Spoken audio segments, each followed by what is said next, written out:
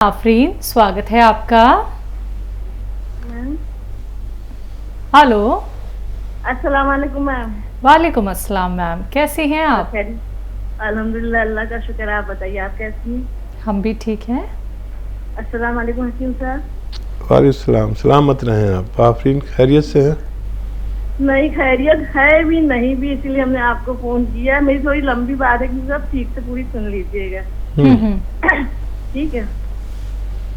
1 महीने पहले जब हकीम साहब आप बोले थे, तो तब हमने आपसे बताया था कि मेरे हाथ में मतलब दर्द ऐसी हो रही है।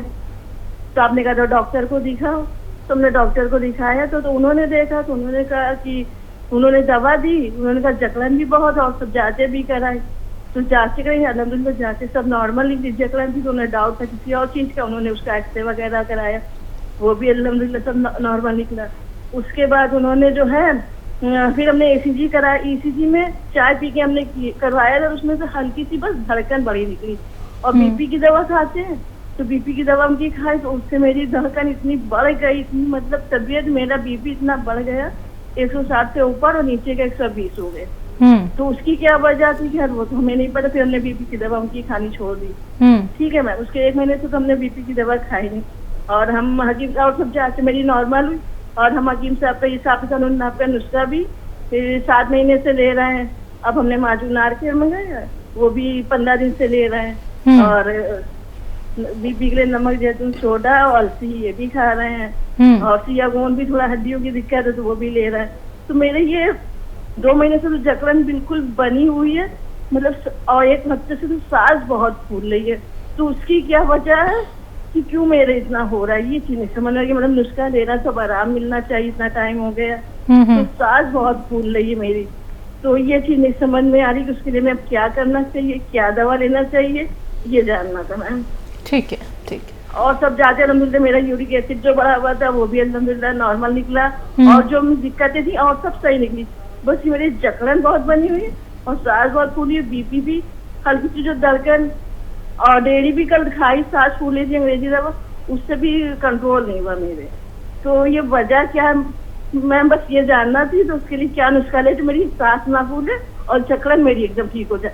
सोडा और नमक जैतून भी ले रहे हैं अलसी के साथ और मेथी के साथ, लेकिन तब भी मतलब वो चीज कंट्रोल क्यों नहीं हो रही है, बस ये जानना था मैम। ठीक है, ठीक है, ठीक है मैम। हाँ देखिए,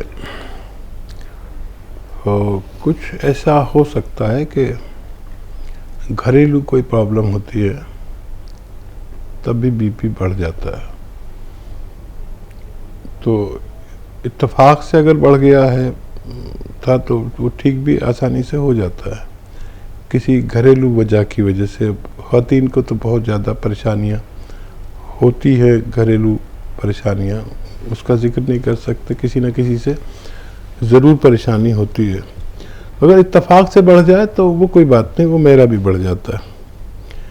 एक दिन मेरे घर में भी कोई ऐसी बात हो गई जिसको मैं किसी से शेयर न कर सकता हूँ, न करूँगा। गांव गया हुआ था तो मुझे जब ये पता चला कि मेरे एक अपने ही अजीज़ ने मेरे साथ धोखा कर दिया तो बहुत परेशानी होने लगी मुझे। और वो किसी शेयर भी नहीं कर सकते, क्योंकि कुछ रिश्ते ऐसे होते हैं कि उनके किसी जुल्म पर पर्दादारी ठीक है, ये तो वो रिश्ता बदनाम हो जाता है।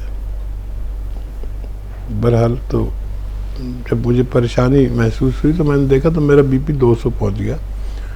और मैं समझ गया कि अगर मैं इसको किसी से शेयर कर दूं तो शायद कम हो जाए, लेकिन मैंने शेयर नहीं किया, पर कंट्रोल कर लिया। तो 2-4 दिन अगर हो गई है इत्तेफाक से तो ये फितरी बात है, आदमी को गुस्सा आता है और बर्दाश्त करने वाले को अल्लाह मदद करता है। लेकिन मैंने इसलिए वो पर्दा कर लिया कि अगर हम किसी के ऐप को पर्दा रखेंगे तो कल क़यामत के दिन अल्लाह हमारे ऐबों पर भी पर्दा कर देगा। लेकिन बहुत मुश्किल है किसी के ऐप को छुपाना, पर्दा करना। बहरहाल ये तो मैं एक मिसाल दे रहा हूँ अपनी, कि ये सब मेरे साथ भी होता है। अब ये नमक जैतून आप ले रहे हैं तो कोलेस्ट्रॉल भी ठीक है, सारी जांचें ठीक है। तो